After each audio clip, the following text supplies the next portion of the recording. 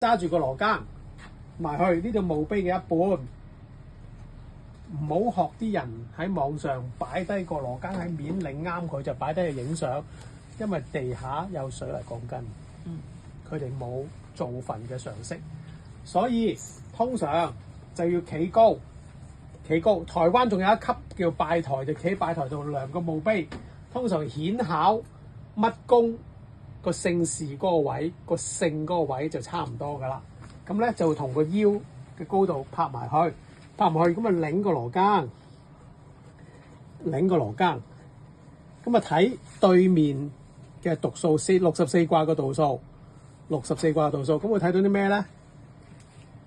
譬如是但啦嚇，乾。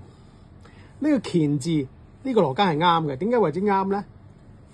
佢就等於個墓碑望到個乾字，所以個乾字喺我嚟睇咧係反轉嘅。聽唔聽得明？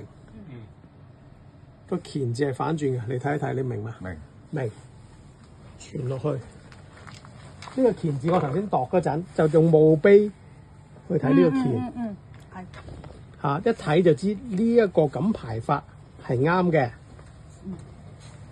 個乾字，其實我就企呢度，我睇個墓碑個乾字，明啊？明啊？明，係啦，一定係到我對反嘅。呢個點解話佢錯？我拎翻個乾卦，等陣先啦。咦？呢個都啱喎，唉，我懵咗添。呢個乾卦都啱嘅。